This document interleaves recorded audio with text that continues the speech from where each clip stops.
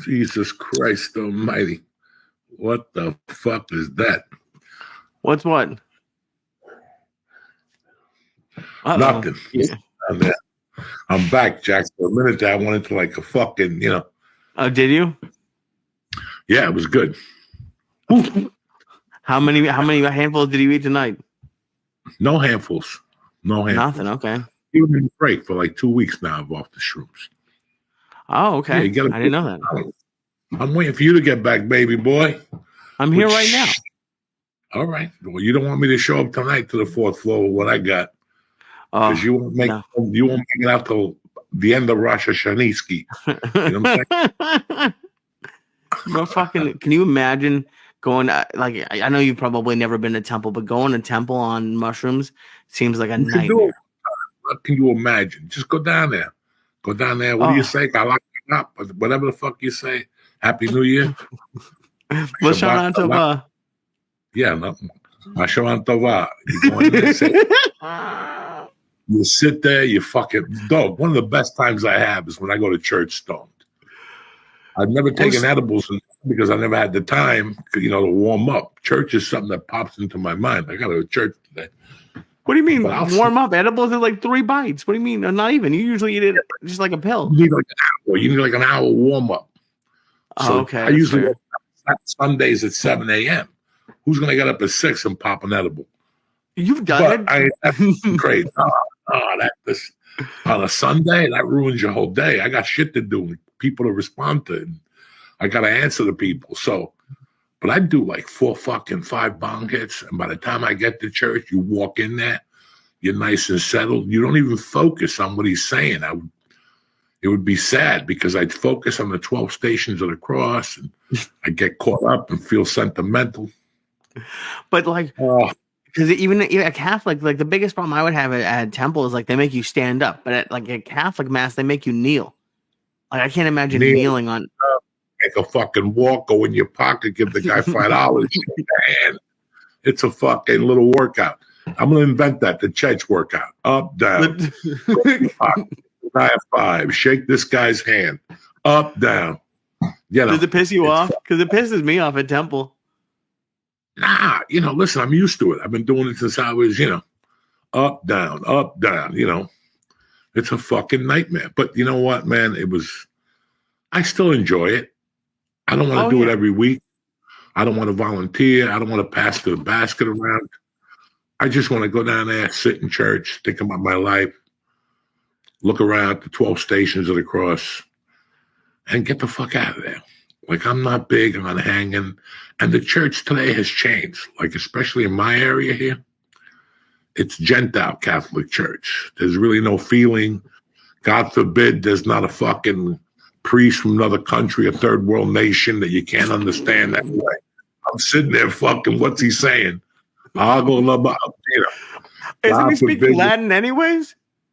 No, they speak, English or whatever, but you get these guys like they get them right off the fucking boat, and now I gotta be their guinea pig to how to learn English and shit.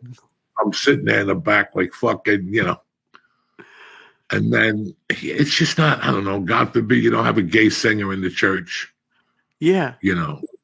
God forbid you don't have, it's like diversity hit the church, Oh, it bums me out about temple. Yeah, I just want a regular. They play guitar. I don't like it. Yeah, the guitar, that's too early for me. If I want to hear guitar, Led Zeppelin. All right, Tico, here, take $10 and go to get a bagel. I don't want to hear the fucking guitar at 8 a.m. I don't really want to hear no singing. I don't mind the little hymns they sing, in between. You're not gonna come at me with a full force fucking band at 9 a.m. and make me get up, because the first time I hear the tambourine, I'm done. I'm done. There's 2 things I'm always done. If I see a tambourine or if I see a flute, like I'm done. Like when I went to see Jethro Tull in like 1980, once the flute came out, me and my friends are like, "There's no need to sit here no more." You know what I'm saying? Like, you just left? Yeah, I always used to leave. I still leave. You know me. Have you ever left church? Like, have you ever like walked out of a service? No, but I'll tell you the worst thing I ever did. because What's that? I never mentioned this in church. I never mentioned this on the church. When my daughter, not Mercy, when my oldest got baptized, you know, we knew that my in-laws knew the church well, and they knew the priest well. And the priest was a cool motherfucker. Like he just knew that I was out of my mind. And he worked with it. You know, he was very nice. He'd work with it. And this had to be 1990. Okay. So this is 34 years. Now, you know, I'm fucking crazy now. Could you imagine 1990, fresh out of jail? People think a kid's going to change me in a marriage, and I'm still fucking rough around the edges. And I'll never forget the woman I married, her brother was just as out there as I was. He wasn't a criminal. He was a smart guy, but he went to work, and that's the only thing he did right, you know, and we got along. We hit it off. This is a guy who had a bong in his car and who always bought weed by the quarter pound. So I was a fan of that motherfucker right off the bat. And we were at the church. We're getting ready to baptize my daughter. Everybody's fucking there. And he goes, hey, man, I got to join us some fucking heavy-duty weed. And I'm like, are you fucking serious? And he goes, yeah. He goes, come on, follow me. I know this church. Because I knew it, but not as well as he did. And we went downstairs in like a lobby and just sparked up a fucking joint. Me and him right downstairs. No ventilation, no nothing. We walked back upstairs. I was happy for like 2 minutes. Then I felt like a fucking idiot. First of all, I got really fucking high. And then after we were hanging out, everybody was saying, it smells like weed. And the steam that was coming out of my wife's ears, you couldn't even fucking, it was just too much. It was just too fucking much. That's the worst thing I've ever done. Like, as far as I'm concerned, kidnapping, mugging somebody, that's nothing in my world compared to smoking in the church. And I still think about it. And I'm still like, what the fuck was I thinking? What is that the something like fuck you was... Did you like ask for forgiveness for it? I asked forgiveness for everything. You know, that was one of the many things I asked for. That's a cool part about Catholic, like that you can just ask for forgiveness, even if you like, you know, work on it, you're forgiven. That's pretty cool. Yeah, but it just don't work like that. It just don't work like, you know what? I'm going to forgive God's going to forgive me. I'm going to go out and hit somebody else in the head. Honest to God, right. What it means is that you have to forgive yourself.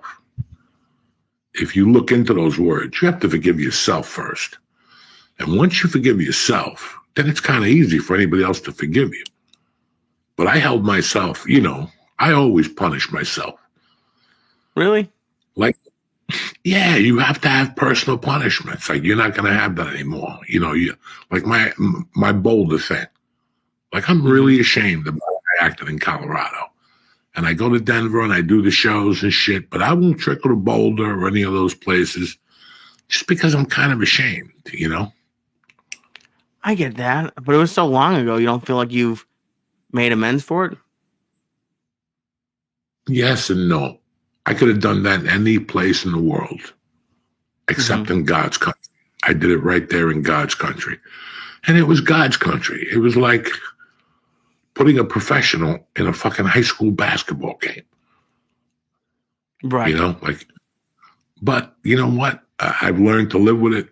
I've forgiven myself to the extent that I could. Now I hope that someday Boulder forgives me. You know what I'm saying? I but think besides Boulder's that, forgiving you. Are you I had happy a to be great back? weekend. I know you did.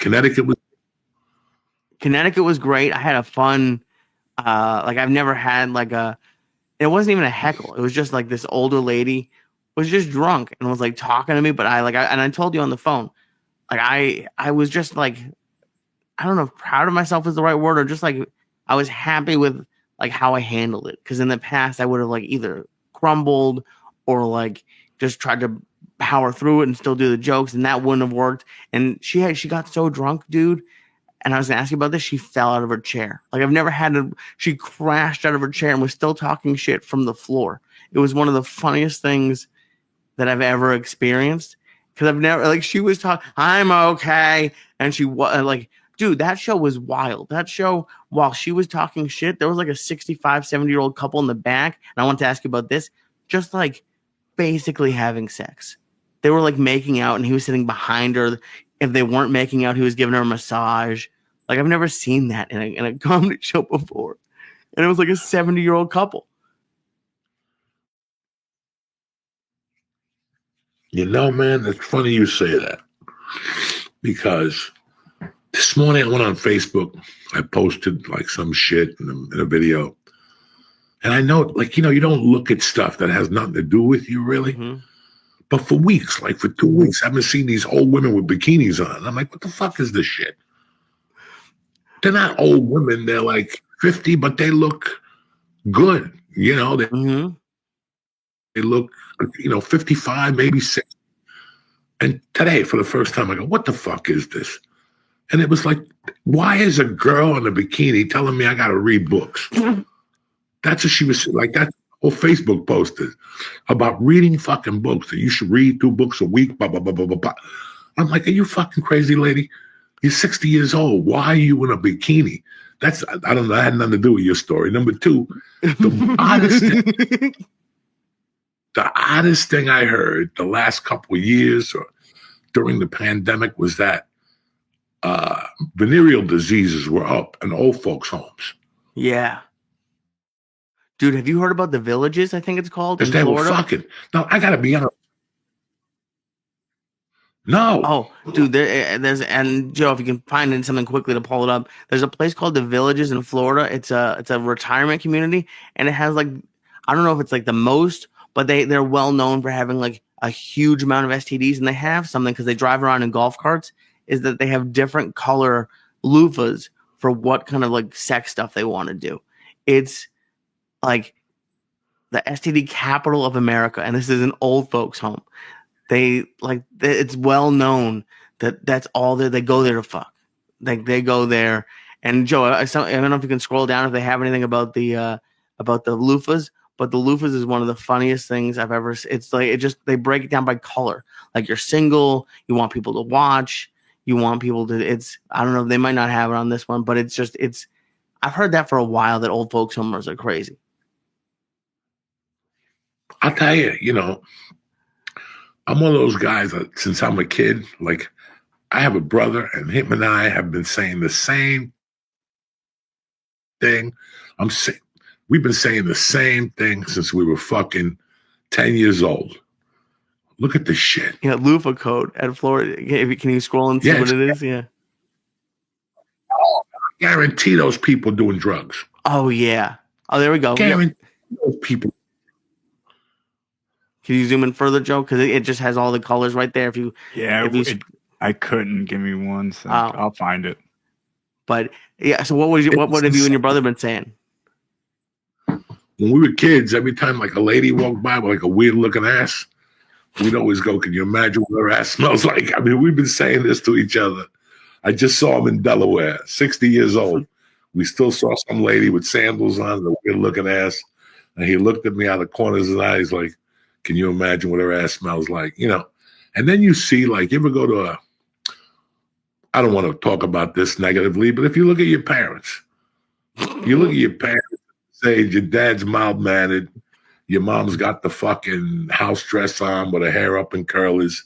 She ain't looking for no dick, and he ain't looking for no ass. You know what I'm saying? He's home at 5:01. He's on the chair. He don't really listen to your mom. He passes out at 7 after dinner. But you look at them from time to time, and you're like, do you think mom and dad are still? You're like, nah. Thankfully, my parents aren't together, but I had thought about that. But it's creepy to think about. It's the worst. But when I was a kid, I'd go to people's houses to eat dinner and shit. I look at the parents. And I'd always play a game in my head. Do you think he's still fucking her? Oh. And I'm like, I don't know. I just don't know. But did you ever tell your friends you were thinking about that? They must have hated that game. No. I never told anybody about that game. Do you think he's fucking her? It's like when you see, you know, listen, love is weird, but number one, you told me about it on the phone. And you didn't say that they were basically having like light sex. You were saying they were making out. Right. I'm 61 years old. I got a chipped tooth. I got, I don't want to make out with nobody at this age. No.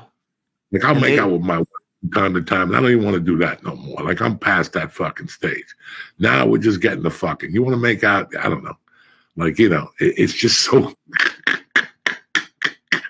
it's so weird. I'm making out with some 70-year-old lady and she loses a tooth. I'm done. I spit it out. I'm going home. I'm not even dropping her off. I don't care how she gets. I'll drop her off from Florida at that fucking Wonderland fucking condom factory down there where they get crabs and shit. But now I'm 61 and I can be honest with everybody here. I get sexual, I get horned up like everybody else. You know what I'm saying? Mm-hmm. Do I get horned up for outside monkey? No, because I know I can't do nothing with it. There's nothing I'm going to do. It's just going to be an embarrassment situation for me. Embarrassing. What do you think would happen? Like you just it was not going to work the same. I either get a heart attack. No, is that what you're worried about? I'm worried about a lot of things. Just 10,000 things. First of all, I'm married, but what if I'd have a heart? I wouldn't even know where to start. I wouldn't even know what to talk to them about. Listen, man, ever since I stopped doing drugs, I've lost that angle of my life. Mm-hmm. That angle disappeared. Like that, getting in the mood and fucking banging one out in the bathroom. Those days are long gone. I'm going on 17 years. I haven't been fucking, the blow makes you crazy, and it just, but now it's like, if I do it, it's okay. It ain't like, how it used to be when I was crazy and I had big eyes and my dick was hard and I'd be walking around with a bottle of whiskey. Yeah. Those I would love to see you say that to a woman. Yeah. Obviously I'm not talking about your wife, but like, do your fantasies change when you get older, do you think? I have no fantasies. Nothing? Because you have a fantasy of things that you could do. There ain't much more I could do no more. Do you know what I'm saying? Like you have a fantasy, like I'm going to score 70 points in a game. I'm going to, work 52 weeks in a year. But you got it. I know I don't got it. Like, you have to come to terms with yourself. Unless I shoot a bunch of Viagra, unless I take some Blue Chew, like have it on me all day long, look at pornographic materials, put a feather in my pants or like a rock in my shoe. That makes it horned up. The Chinese put a rock in their shoe or whatever they do. I don't know. But that ship sailed of those days like that. I don't, sometimes I watch like a movie and they have like a sex scene and I get embarrassed now. Oh, I get embarrassed. I get embarrassed. Embarrassed. And then it's also like, it's crazy. Like, I know you never really did online dating, which I think would be hysterical to see you try to online date, but it's like, they're like people, like they get sexual very quickly now. Like they like you like they like people, women tell me that like guys will just send them messages that are like, oh, what I would do to your tits. Like all the like they just open up with craziness. And I don't have any idea how they would do that. When I was young, crazy, and on the road, yeah, you got to tell somebody, you got to sell, you're trying to sell your game, Jack. You're not going to sell it by telling them, I went to Harvard and I have a boat. Everybody went to Harvard and got a boat, bitch. You got to tell them, listen, I got a 10-foot dick and I can choke myself with it. And I guess it'll work with somebody. I don't get that many men. You need to walk away, right? Like if a girl walked up to you and said, I could orgasm and it comes out of my ears, you either have another drink and go, let's get out of here. Or you have another drink, you pick up your drink and you move 10 down. At least you know where you stand. Yeah. Oh, and that's the hardest part is knowing where you stand in any of this shit. But it's one of my dear friends growing up. Mm-hmm. And I'm talking about early on, 17, 18, 19, 20, 21. Good looking dude. Just wouldn't say much. I mean, women would crawl to him and he wouldn't, his conversations would be awkward. Mm-hmm. But when did meet some. I remember being down the shore with him one time, like on the beach, and him picking up a girl and taking her onto the fucking boardwalk and whatever the fuck they did. And he came back and I go, what is he doing? How does he do this? Does he sing him a love letter? That's one of the scariest things. I've never hit on a woman in the wild. Like I've never beach. Look, this guy was a professional like this. But I noticed he only hit on women when he was drinking. Yeah. Because he was loose. And when he did coke, forget it. And he mixed those two, he would be on fire, but he'd take it to the next level. He'd go up to women and go, what are you doing with this fuck guy? And he'd take out a coke rock. I'll eat your pussy out with a coke rock. And at first I looked at it and I was like, that is just crazy. Then I tried it. Jesus Christ. And then and it works. Like, did you get more confidence with coke and drinking? Yeah, that's what I'm trying to say. When I was snorting coke and drinking, my sexual game was, and listen, I've been with my wife for 24 years. So, right. Yeah, it's our 15th wedding anniversary. And we've been together 24 years and 25 years in July. That's awesome. 25 years. So it is what it is, but you learn about yourself as you get older. And, it's really weird that I thought by now I'd have complete ED and I'd have to get like an Indian guy with a flute to play and somebody to light my heels on fire to get a hard on. I have to eat like a fish. No, it's amazing sometimes. I wake up in the middle of the night, I got a baseball bat. I'm like Aaron Judge. I got to pee out of that motherfucker. I got to hang it on the sink a few times, but I'm like, there ain't nobody around. What good is it? There just ain't nobody around when you got the Aaron Judge bat. Let's get this party started, dog. Oh, hey. Shit. 10, 8, 24. Nice combination, all twos. So if you're going to play the number today, who the fuck you think you're dealing with? Joey Bananas? I live for these type of days. I'm hitting the jackpot today, Jack. 10, 10, 8, 24. What about 10, 10? Is that better? 10, 10, 24, 25, 24. Yeah, I shot. One of the worst pieces of work I ever put out there was 10, 10, 2010. Oh, no. Do you remember that, or you weren't around for that? No. No, that was right before I met you. I was pretty much out of comedy. Okay. I was just doing it, skipping jive type comedy. And I do a podcast, and I talk about mugging a hooker. And the next thing I know, fucking all hell breaks loose. People coming to see me. And after about a month, he's like, listen, let's put something together. Let's do 10, 10, 10. It's a good date. So we did it at Sal's, I think. Who? Sal, when it was in Brea. And I'll never forget how bad I felt after that show. Like I was a really bad stand-up at that time. Not as bad as now, but just something was not working. And I started rocking and rolling, but I really wasn't prepared. And I told you, I went to Columbus, I ate a bag of dicks, and I didn't go back for like 16 months. And that scared the shit out of me. I always thought it was because I bombed. They closed it down to fix it or something like that. Oh, okay.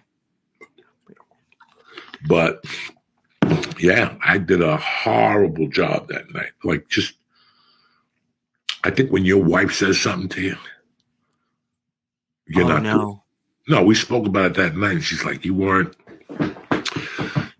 Comedy Store, she said to me. And I'm like, you're right. And there's nothing I could do. I didn't go back to the store till maybe 4 years later. Oh, yeah. No, and it's like it kind of reminded me like what happened this weekend. Like, you maybe, I don't know what was going on in September or August of that year, but maybe do you think you weren't working as hard at it? You said you were almost out of comedy. I don't know what I was doing, Lee. Who the fuck knows what I was clean.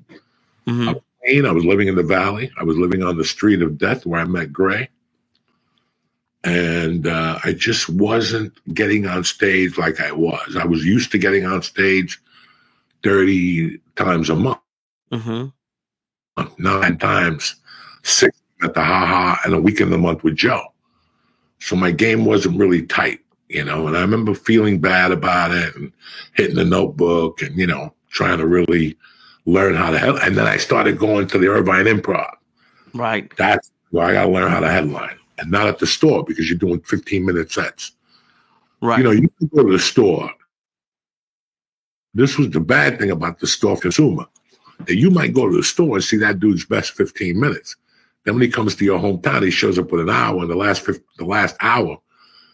30 minutes, you want to put a bullet in your head. You're like, well, I saw him at the store because they're only doing 15 minutes. The store is great for a lot of things, but it's not great for longevity. I don't know what if you're doing is understand. perfect. It's like, I'm sorry, I froze a little second. I don't think people understand, like, going from like 15 or 20 to 45 an hour is a big jump. So to only do 15 at the store. It's a big jump when you look at it. And it's a big jump when you're watching it. But it's so weird how comics will add 5 minutes of junk to have that time. And it's so hurtful for you. I'd rather you say you're a feature and stretch. Right. They always want you to do 20 as a feature now. When I was a feature, they wanted you to do 30. So I would just do 35, 37. The headliner was going to do 2 hours. You don't give a fuck about my extra if I run the light by 10. I'd ask him, do you mind if I do an extra 5? I'm trying something out. Yeah. I'm back here fucking, in Miami, they don't give a fuck what you do. They're back there looking at girls. Some places, they're small. You're in the green room. You're dying to get on stage. I understand. So that was the differences. And that's what a lot of people don't understand, that they really don't know. When you go to the Comedy Store, you see somebody's best 18 minutes. And you could do 18 minutes and you could start with another 20 and another 20. For me, it worked better when I was stretching. When somebody hires you in a bar and you take $100 less and go, can I do an hour? And you just battle through it. It doesn't matter. Those people are drunk. They're not going to like you one way or the other. They're not going to remember you one way or the other. And there's like if you're in a bar show, you know what I'm saying? But then there's clubs that you could, the Ice House. I never went up there with material. That is mind-blowing to me. You were there with me. I know. Those little Saturday night things, I'd have 3 things on a piece of paper, and we'd do an hour because I was used to it. If I do that now, you're going to throw tomatoes at me after 20.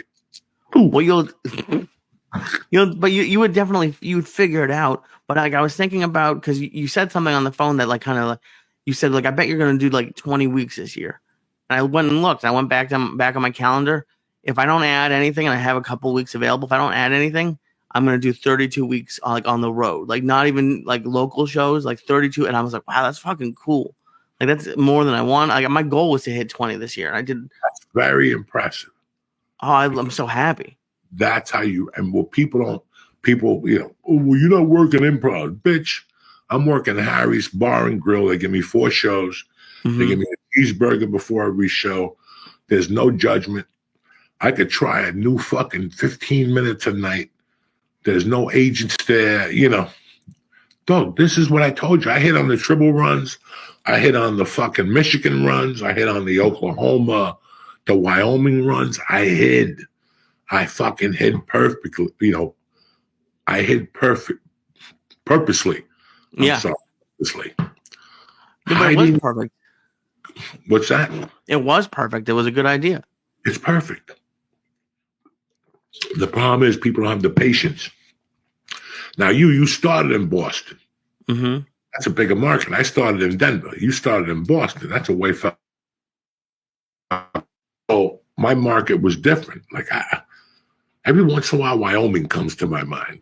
Like I did fucking comedy in Wyoming in a fucking barn. And there'd be 400 people there. Yeah, they're my favorite. Right. With hay on the side and chairs, and they were selling beers, and they would raffle shit for the church. This is a community comedy show. And I'd go up there and be a little raunchy from time to time, and they took the ride with me. I wasn't looking to be Robin Williams. I was just looking to do time. And a place wouldn't fucking come back to haunt me. Yeah. And even not even more like it wouldn't come back to haunt you. Yeah, I mean, yeah, if you bomb for an hour, they're not going to be happy about it. But like those shows in barns or like in the middle of nowhere, they're just so happy to be there. Like I love those shows. I remember doing a show towards the Canadian border. Okay. In Wisconsin. I gotta tell you something, Lee. The last half hour before the gig, like we were supposed to be there at 8, and it must have been about 5:30, and we ate something. And it said, just in those days there wasn't no miles to your gig. There wasn't no waves, And I'll never forget, like miscalculating, and the last 45 minutes before this town, there was nothing. In fact, there was nothing that there was fake deer. They put like plastic deer up to make it look like there was a civilization out there. There was nothing, Lee. When we got to the hotel, it was like a fucking party in that town. You thought you went to Studio 54. They thought we were celebrity. What movies have you been in? None. No. We saw you in a movie. Like, oh, fuck. But I don't know. I enjoyed those as much as I enjoyed doing spots at the store. And I still think about those sets. Oh, yeah? Well, I still think about those sets from 90. The feeling. Because you weren't playing for money. You were playing to be funny. Mm-hmm. Two big differences. When you're playing for money and when you're playing to be funny, it's two big differences. So it's kind of fun because you don't give a fuck. You're just looking to go to a show to see some woman fall out of her chair and fucking puke, and then the couple in the back are swapping spit. I still can't get over they were fucking. He was as creepy as can be giving her a massage. Oh, and I, dude, I'm not a comic. Like I almost never like call anybody out. Like I've made that mistake a couple of times. Like if someone was asleep, and people don't usually find it funny. So like I didn't call him out, but then he didn't heckle, but he talked right after the woman fell out of the chair. Like they were going crazy, and he asked me a question, asked me a question about one of my jokes, and I was like, you know what, fuck it. And I was like, I wasn't gonna bring this up, but you guys have basically been fucking the whole show. And like the crowd went nuts. And then I was worried he was going to be upset. He said, you should see what's happening underneath the table. And like they were going nuts. It was so fun. But it's, dude, in that show, both shows, Friday and Saturday, a lot of people came out Saturday, which was awesome. But like that show was like as crazy as it was. Like I did 15 minutes on nothing, just on what was happening in front of me. And just like, there was so much energy, and I'm not encouraging people to heckle at all. It doesn't help the show at all. But in those, when I'm in the side room of a restaurant, like it's not going to be the Irvine Improv. No, it's not. And you have to go up there thinking like that. It's like when I go to girls' softball games, and they got a ref with a missing foot, and the other guy's got his hat on sideways, and he's blowing a whistle. One of those things that you blow with the spin the fan going around. And they get mad because he missed the call. I'm like, guys, look at these guys. These aren't major league umpires here. Right. We're just here good fucking time. You know what I'm saying? Kids don't get hurt. We're just having a good time. They're making $20 a game. I could tell Friday night. Altogether now, how long have you been doing comedy? 8 years. It'll be 7 in November. Okay. Starting now, you're going to get breakthroughs. And anybody who's doing comedy in the 5th, 6th, 7th year, maybe you're advanced as Lee, maybe you're not as far along as Lee, maybe whatever. Remember one thing. You're going to have good nights and bad nights. But I've said this once, and I'll say this again. Every 60 to 90 days, you're going to notice such an improvement of yourself on stage. Oh, yeah. You're going to notice such an improvement of yourself on stage. Something's going to happen, and you're going to handle it correctly. And that, my friend, and I can tell you right now, because you're going to answer me, you could eat 20 mushrooms and not have the feeling you get when you get off stage and you realize as a comedian that you've gotten to the next level. For me, it was, I gotta say, guys, it was, Jesus, maybe November of 98. Let's just go with November of 98. I did a show in the Belly Room. And guys, and Lee, you've heard all my junkie stories. Right. I had coke in my pocket when I went in that stage that night in the Belly Room. Not only did I blow myself out of the water, but what I did that night, I also realized I did like an hour 35. And it was like 10 minutes I had done before. The rest was just from my heart and whatever. And I'll never forget that night giving that coke away, because I couldn't get over what I had done on stage. Oh, yeah. Dude, and I would imagine drugs and gambling might be similar, but like doing well in stand-up is like winning is better than winning in gambling, but like bombing in stand-up is worse than losing in gambling, at least for me. Like they're very similar to me. But after 10 years, you'll realize that every bomb made you better. And remember, one of those bombs would have taken somebody down. Oh, yeah. They don't call them bombs because they're a good feeling. Right. But after a while, you just get used to them. You just start getting used to them and used to them and used to them. And one day something else happens.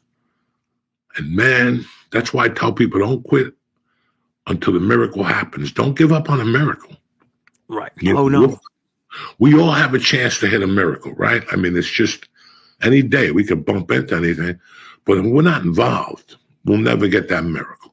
That's what people never really fucking understand. Everybody wants to sit at home and make videos and think that, fucking the Bluebird's going to knock on their door with a fucking check. Don't work that way. No. Those bombings, they pay you a lot of money for those bombings later on in your career when you stick with it. Okay. Because, when you stick. You all right over there? No, I'm sorry. I thought you were continuing. I'm sorry. Are you light on the edibles again tonight? No, I'm not light on the edibles. Listen, these mushrooms, these African mushrooms are so strong that I'm not even on the premises. I got these in a safe at my buddy's house because you have to keep them at a certain temperature, like cryotherapy, to keep the fucking enzymes awake or whatever the fuck it is in there. So you better drink a lot of water, cocklicker, because it's coming for you. You know what I'm saying? I'm working on it. But like that was like you said, like the feeling you get like when like you do well.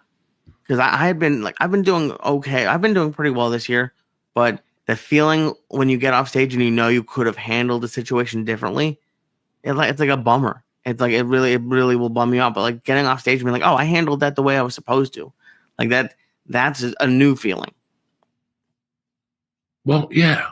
And Lee, listen, man, you and I both know the worst feeling. There's two worst feelings: is bombing and trying to realize what you did wrong, and shitting the bed in an audition and trying to realize what you did wrong. And they're like, thank you for coming. You don't want me to read again? No, it's okay. That was great. Thank you, Mr. Diaz, for coming. And you're like, they might call me back. And also you don't hear from them forever. Never. Yeah, never. What forever? But you think about, what did I do? How did I break it down? And those are the things that build strength. It's like if I scrape your elbow against a wall. Eventually, every night, the scab's going to break and get tougher and tougher and tougher and tougher. And after 6 years of me banging your head off a wall, you won't have that fucking scab no more. You won't breathe. You won't bleed no more. You see what I'm saying? I don't think I'll do a lot of things after 6 years of getting my head banged against the wall.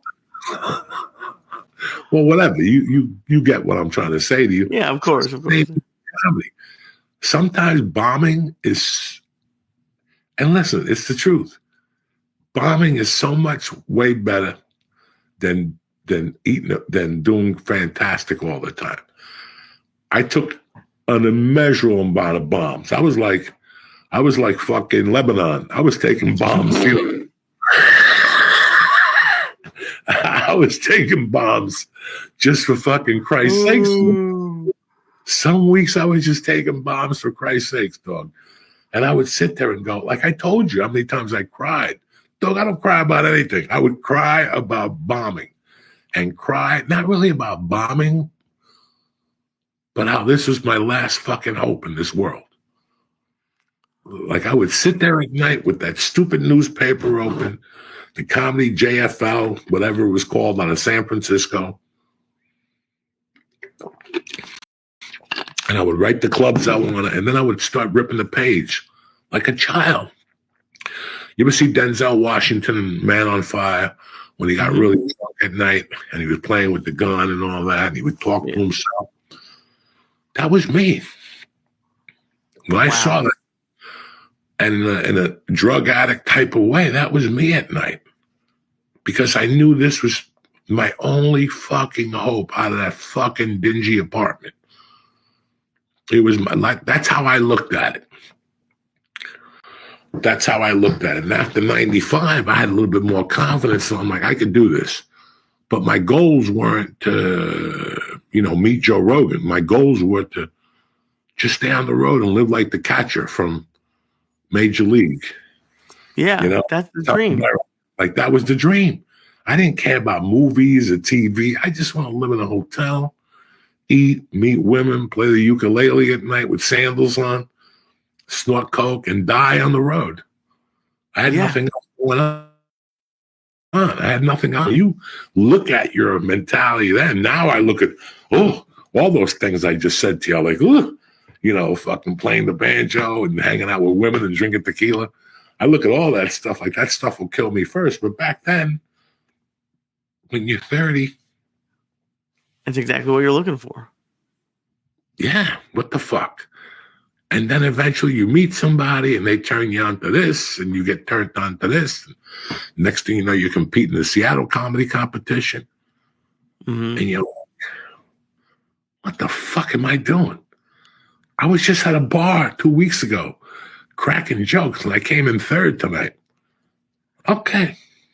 It's the best part about it. It's like one of the few things, and there are people like I'm one of them who have like benefit from like, things to get shows they they might not necessarily get, but like on a talent level, every comic starts out at the same place.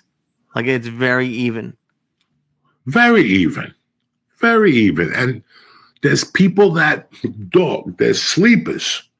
There's so many sleeper cells. You're going to go to a town one time with Josh Wolf,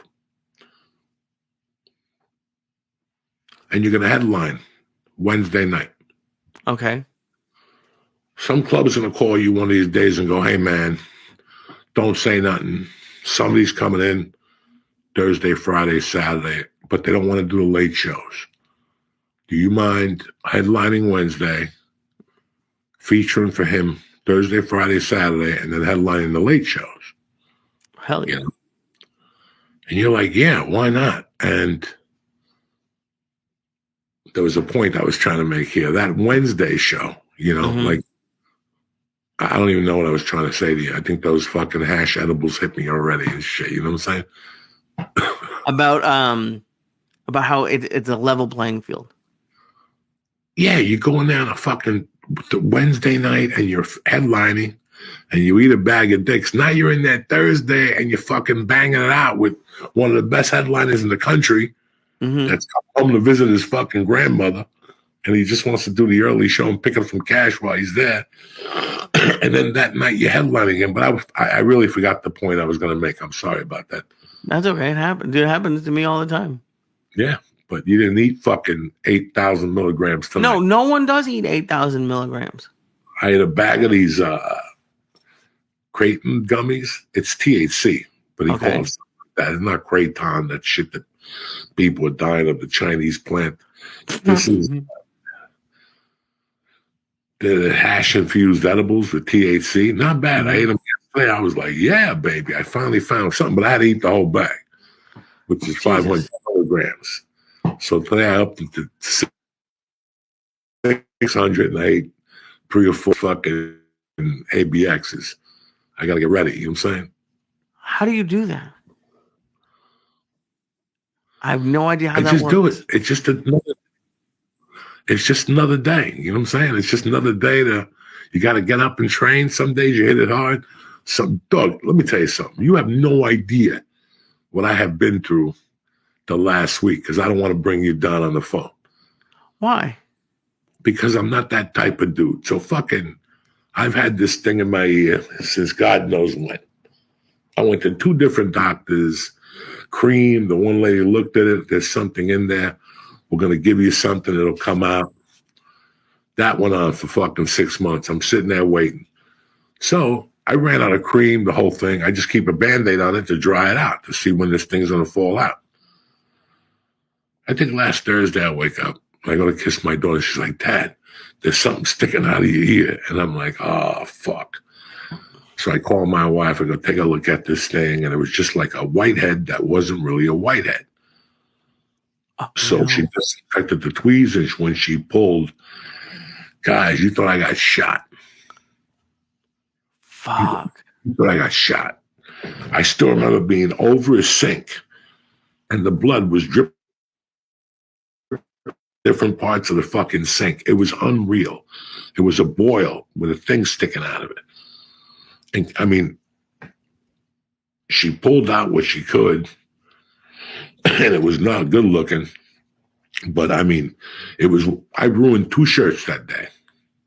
And just wouldn't stop bleeding? Wouldn't stop bleeding. The sweatshirt and the t-shirt I had underneath. And do you have to bring it? Do you have to go to the doctor? Is that what happened this week? So I remade the subscription. I picked it up late Friday and I put it on there. Friday was doing better. Saturday was doing better. I put some mercurochrome on there, old school. And I dosed up the vitamin C so I wouldn't get an infection. And Sunday, it was killing me. So this morning I got up, but no, last night, before I went to bed, I go, honey, you got to look at this fucking thing. And she's like, Joey, we just got to take this to the hospital. I go, forget the hospital. Let's go to urgent care. So I went this morning. I got up this morning bright and early. I was like the 3rd guy there. Holy shit. This morning they actually shot me with a needle in there. No. I haven't seen Jesus in a long time, but I saw him this morning. That's why I was a little discombobulated this morning. But I went at 8:45. I sat there for 25 minutes. They called me in there. The lady looked at it, cleaned it, did a bunch of stuff. She goes, listen, there's a dermatologist up there. Let me get you in there. I said, all right. So 12:50, she got me in there. I left there, came home, did my morning stretch, did a video for YouTube, which I think they made it child-proof because I smoked on it. I didn't show myself smoking. I just showed the smoke. Oh, damn, yeah. So then I caught a quick half hour at the boxing gym. I went down there. He laid it into me today. I was like fucking dead when I left that. Came, shaved my monkey, showered, and went right back to the doctor at 12:50. She fucking took one look at it and she goes, all right, lay down. And she goes, what I'm going to do is put some cocaine on it, and I'm going to fucking shoot it, and then we're going to fucking scrape it and take out all that stuff. So she's going to send it in to see if it's skin cancer. But when she pricked it with the fucking needle, it was painful, but she had to take the needle out because the amount of blood that came her way. Jesus. It was fucking insane. She had to keep me there for 30 minutes after that. It was insane. I got home. I went to Pickled Herring. I got myself a chicken noodle soup and an open turkey sandwich with mashed potatoes on the side for lunch. And I was home by 2:45, tip-top Magoo, ready to pick up my daughter, ready for when the bus dropped her off. But why don't you? Because I don't feel like you can't tell me things, but why don't you tell people that shit's going on? Because what do you want me to do? Put it on Facebook and Twitter that my ears fucked up? Yeah. No, not Facebook, but you can tell your friends. Hold on, somebody died. Let me look up a picture from 1980 when I was a kid and he gave me an autograph. Let me post it up so everybody knows he was my buddy. You really don't post that stuff. No, It's so creepy when people do that. it's a different world on Instagram. It's like shit we don't need to know. There's 1,000 things I want to know about you. That shit, I don't give a fuck. You want to show me your titties? Go ahead. This Facebook. Knock yourself out. But if you're going to tell me about your toe, that you're out of commission, say a prayer for my cousin. He jumped out of a helicopter. You know, what am I, a Swami? I can't help you. But what about, have you seen when people post like pictures from the hospital room and they're like, send me some prayers or give me some thoughts? Why would you go to the hospital room and take out your phone to take a picture? If I put a picture on Facebook, the caption's going to be, send me an Asian nurse with sticky hands. You know what I'm saying? I have an intravenous in my neck. Oh. In your neck? Holy shit. We got to get the good stuff. We ain't getting that Billy Goat stuff they give you from fucking, you know. I would love to see you talk to a nurse and be like, I don't want the Billy Goat stuff. Do you talk to nurses like that? I tell them the truth. Today I told her, listen, before you put that needle in my arm, I just want to tell you something. Because she took my blood pressure when I walked in there. And I'm like, listen, relax. I just cut off like 2 people. You want to take my blood pressure? I told her, it's our first date. Give me 10 minutes. And then she put it on. She laughed. She goes, yeah. And then it went down to like fucking, listen, dog, I have a good time in my life. I go to this place to eat. It's dynamite. I'm not even going to blow up the spot. I love the food there. And I like going there when it's quiet. But it's so good from time to time, I got to go in there on a Saturday and bust out. But every Saturday I go there, talk to I have a little Mexican bartender that takes care of me. He's moving back to Acapulco. He's like a co-headliner. He's like a busboy / bartender. I got him on the small 20 program in there. But every time I go in, there's a girl that's very attractive, young, you know, but very quiet. And the first 2 times I seen a bartender, I'm like, I don't know how that girl makes money. Why? She doesn't smile. Oh, yeah. If she smiled, she would. So finally, I went there this weekend, and a buddy of mine goes in there to eat. The bartender from Osteria, Joe. Okay. My brother there to eat, and he comes in, and he goes, yeah, I'm off today. I came down. I always come down here on my day off. I'm like, oh, fuck. The lunch special is great. And I go, Joe, that girl never smiles. And he goes, I know. It kills me, too. And I look at her, and all of a sudden she comes back, and at the end I go to pay my check, and I go, give him a glass of wine before I leave, and I'll pay for that cash. So when she went away to get it, because she was my waitress, she was my buddy's waitress. I'm with fucking Ricky Ricardo from Acapulco. Right. So when I say to her, watch, and she comes back, and she's got beautiful nails. Okay. And nails with money. And I go, can I ask you a question? She goes, what? I go, where do you get your nails done?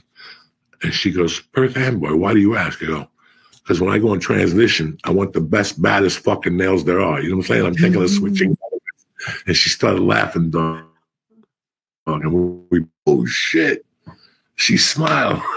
You got it. I bet she'll love you. Let me take a breather. Yeah, I tipped her. We had a good time. Let's take a breather and talk to you guys about DraftKings this weekend. All right, guys. Don't forget, DraftKings is alive and kicking. This is the time of the year. We got football, NBA starting. I mean, fuck. It's so much. It's so much that's coming at you. You got so many different choices to make $27.50 a night. You know what I'm saying? And it's amazing how like close they are. I've lived my life. I'm very happy betting fucking $20, $10. Very happy. I still get excited because I only bet like $10 on a churro, and he's hitting home runs like they're fucking yum-yums on a Japanese street. Speaking of yum-yums, dog, let me tell you what's going on with Uncle Joey lately. So about a month ago, maybe about 6 weeks ago, I took my daughter to Wawa with her girlfriends for something after a softball game. And I noticed they had blow pops. Okay. Without the blow pop. Because sometimes you get the blow pop, and it's a good cherry one, but it's old, and you got to break a tooth to get to the fucking gum. I'm too old to be playing mystery with the lollipop and biting into that shit. Right. I went to Wawa one day, and they got like a 10-pack of the gums that are inside all the flavors. So watermelon, Really? grape, strawberry. Yeah, I avoided the middleman. So I go in there every once a week, and I buy one or two. And then I eat a whole pack in the night and spit it out on the fucking road, but I love it. And then I started, the one night I went to get like 3 packs, and the guy goes, "Hey, man, you've been coming in here a lot for those things." I'm like, busted. Oh, isn't that the worst? So I had to start going to different Wawas to get my little The one retarded cook kept, "Are you Joey? Are you Joey? Are you Joey?" He wouldn't stop. He wouldn't fucking stop the one down. Would Joey Diaz be in here buying bubble gum? He goes, "No, okay, then I'm not Joey Diaz." And I walked out. How often are you getting gum? That's because it's the worst when they recognize you. I had that happen at Jack in the Box. It's the fucking worst. And then they got right back to me because I had a tariff up there. If anybody sees me at a fast food restaurant, go to the reefer store and pick up fucking $10 worth of weed. So everybody was ratting me out. People love to rat me out. Everyone else is snitches get stitches. Everyone loves to rat me out to Joey. People will rat me out for stuff I haven't done. The funny thing was the day you put on an Arab disguise to go to Subway sandwiches. I was hungry. I was hungry. It was a fucking dude. I had someone tell me recently. I had another comic accuse me of getting he's like, "Oh, last time I saw you, you were fucked up." I was like, "Oh yeah, really?" And I was like, "Yeah, I was at this comedy club, like a comedy club I've never been to." People loved, and they always tag you in things. I can't tell you how often I get tagged in. "Lee, you're really fucking up, Joey. Look at it, like that." Who else has to deal oh my god, Lee's really fun. I still get people saying you're a Jersey Mike's guy now. No Subway. I haven't been to Subway.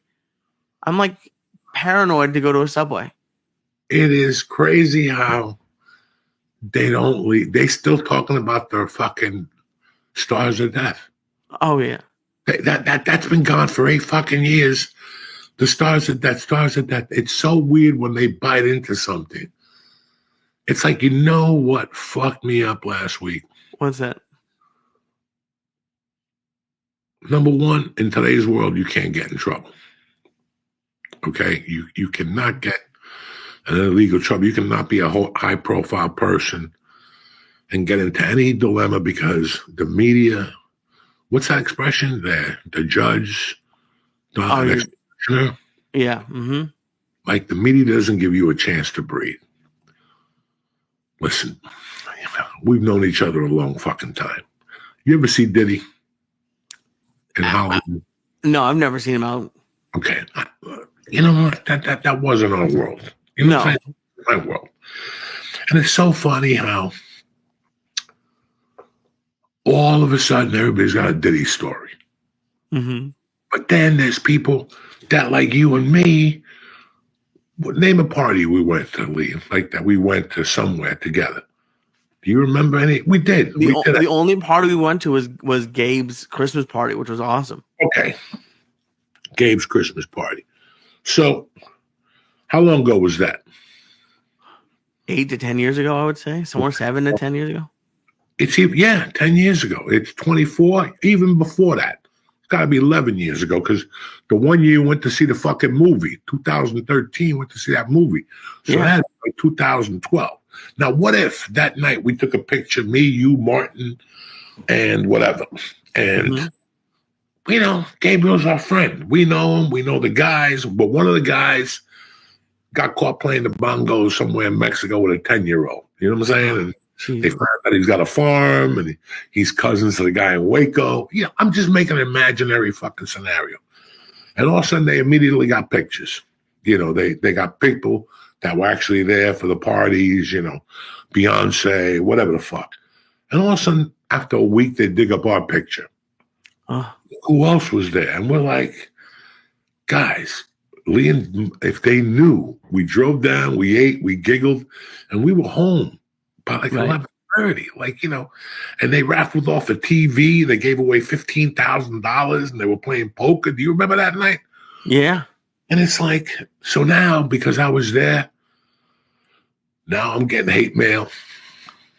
You know, like now people looking at you differently. You know, they posted a picture of him and Howard Stern. I didn't see anything with Howard Stern. But then the media started talking about their people with their kids, and that's when I fucking blow the line. What's that? You know what, man?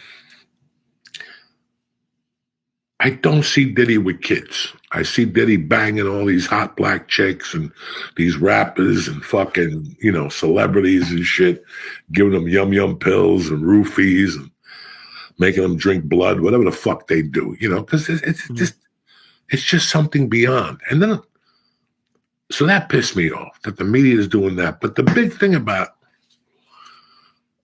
90% of the people that are talking about this don't know the mental state of the people in Los Angeles and don't know the mental state of people trying to become famous. No. There's two types of people that go to LA. There's people that want to become famous, and there's just people that end up there like I did. You know, it took me 20 years to get an agent that was worth it. You know what I'm saying? But in those 20 years, I forgot who the fuck I was. Okay? But we weren't that lucky, Lee, and you've witnessed it. You've seen what happens to people. I mean, we saw somebody get caught up, and I would tell you all the time, watch that person, watch that person. It was it was a no-brainer. You know, you're an actor, comic, you're a comic. You don't belong there. You don't belong there. You don't belong there. I don't care what they tell you, this, that. You don't belong there because once you get there, you're going to realize you don't belong there, or you're going to be just a fucking hang around. Those guys in the rap videos or those guys in the rock videos in the back with the bottle. You know, right. That's what you want to do. But for some people, they're very happy with that. But before people start criticizing, they got to understand the mental state of men and women when they get around that. Absolutely. And I don't even know what it was like. No, we both don't know. That's not our world. We had a fucking office that we paid $700 a month for, guy. Right. Yeah. Our world. We don't know nothing about that shit. But like, what do you think? Like, what? Because these people probably wouldn't have done a lot of that stuff wherever they were from. Like, what do you think happens when they get around that stuff? My biggest question has always been what makes a young woman go into a man's hotel room to read a script. Mm-hmm. Okay, that when I send my daughter home to school, that's what I think about. Like, what didn't they teach those girls that you don't go up there? You just don't go up there.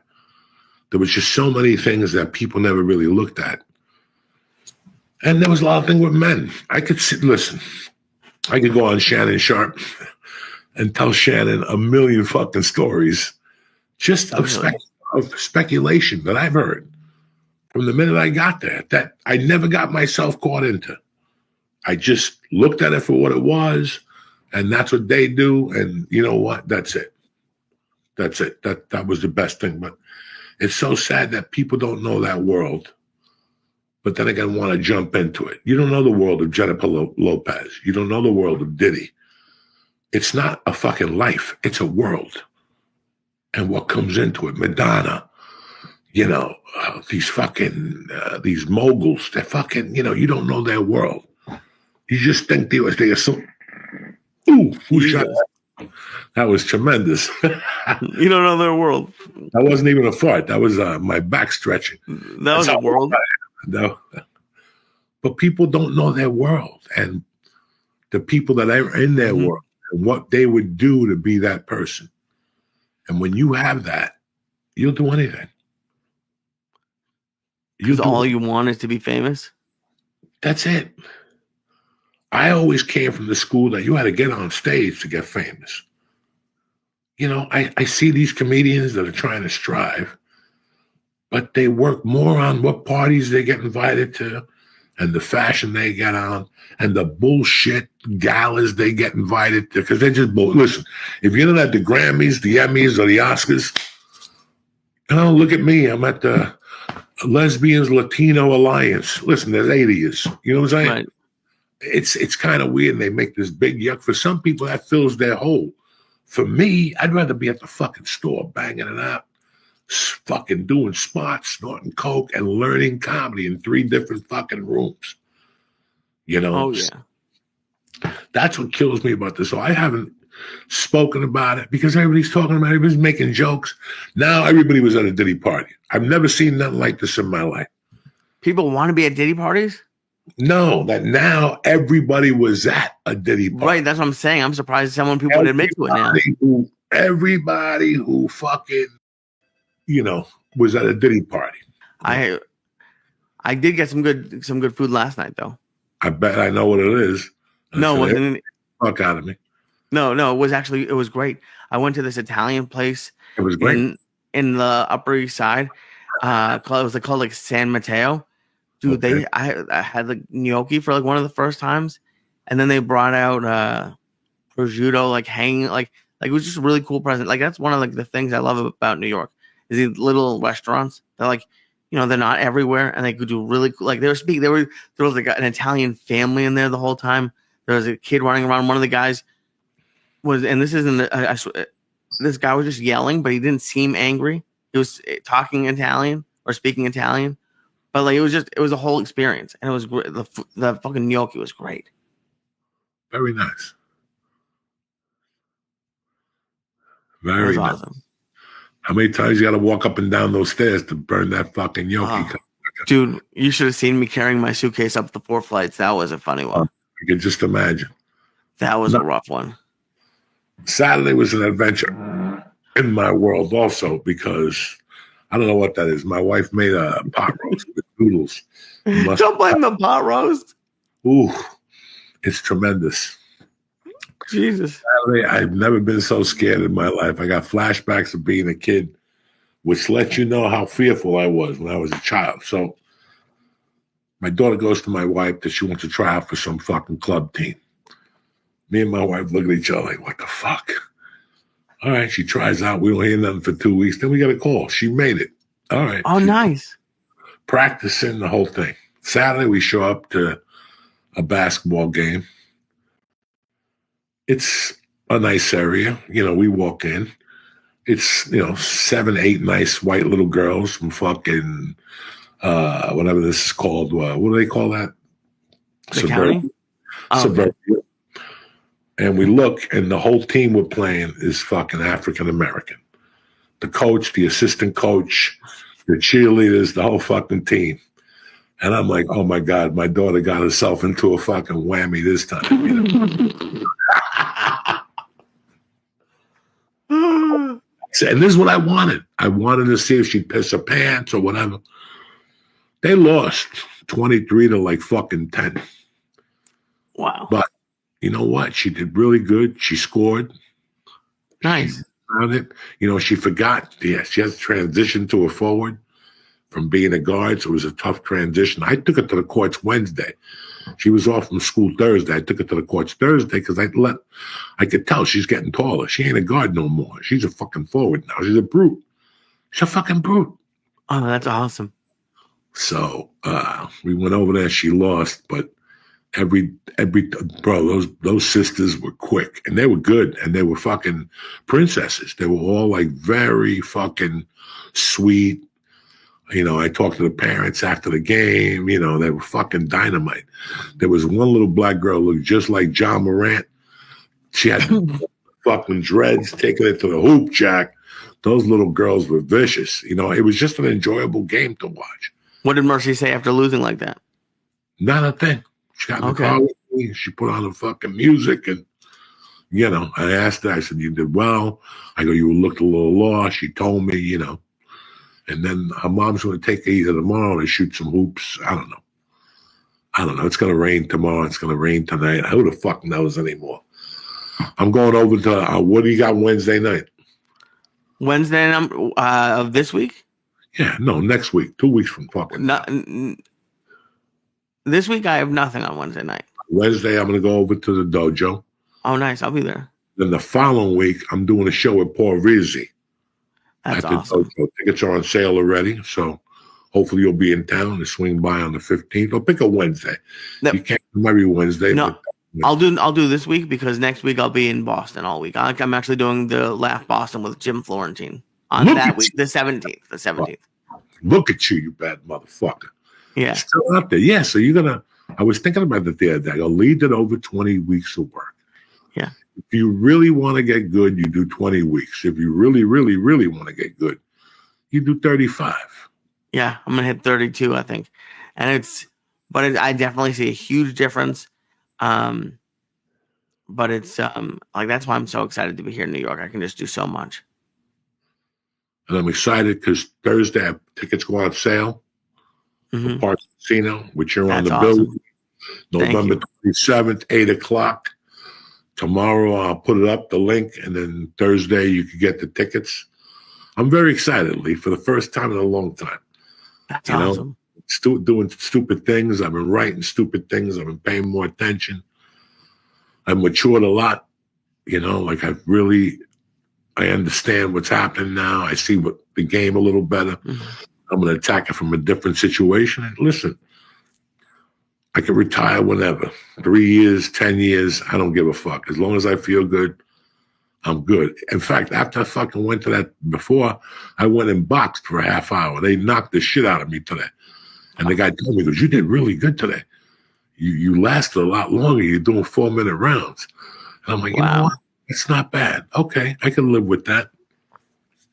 It's not bad at all. And like, do you get like pumped up still after like a good set or even a great set? Like, do you feel like do you have a lot of energy still on stage? Even after. Well, I don't get pumped up. I'm scared to get involved like off the bat in 2 shows in one night. Right, that's a lot. I'm very scared right now. I don't want to give the people. So I know I got one good one. You know what I'm saying? I got one good 45-minute spot that I can rock the house, give you energy, and learn, and that's what I'm looking to get. And we'll take it from there, one step at a time, Jack. I love it. Before the other, as long as you never go backwards, just keep going straight. Never go back, not even to get fucking impulse. You know what I'm saying? That's old school fucking Hector Lavoe. I love it. Me 3, cocksucker. I'll just very quickly. I'm going to be with Josh Wolf at Wise Guys in Salt Lake City and Knitting Factory in Boise this weekend. What is the Jewish holiday this week? Yom Kippur. What day is that on? I believe it goes Friday to Saturday or Thursday to Friday. Where are you going to be? I'm going to be in Salt Lake City. Look at you. That's a good place to be. I'm excited to be at Wise Guys. You won't get bombed there this weekend. That's a great club. Yeah. Say hello to the owner. He's a dear friend. I've known him for a long time. Absolutely. He's done great things in comedy, Keith. I've heard. Keith's my guy, man. I had to call Keith and tell him, Keith, let me come up there. I know they don't like dirty acts.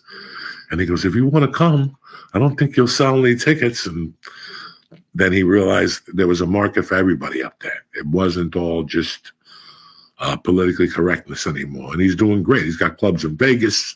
Yeah. He's clubs in fucking Salt Lake. He's got like maybe 3 or 2 in Salt Lake and 2 in Vegas. So send him my love. Always a great comedy club owner and just a dynamite guy. Oh, it's one of the ones I'm most excited for. Yeah. But that's it, cocksucker. Hopefully I'll see you Wednesday night. 100%. Can't wait. Get ready for those mushrooms. I'm going to take them out of the vault tomorrow. I'm going to call Skinny Louie now. How much does Skinny Louie charge you? Nothing. He's friends of mine. Oh, that's nice that he put a safe in his house for you. Did he what? That he put a safe in his house for you. No, he's got a safe in his house, you fuck. Oh, okay. A freezer type thing. You have to keep these at a certain temperature. Jesus Christ, that can't be good. All right, go do your thing. I love you guys.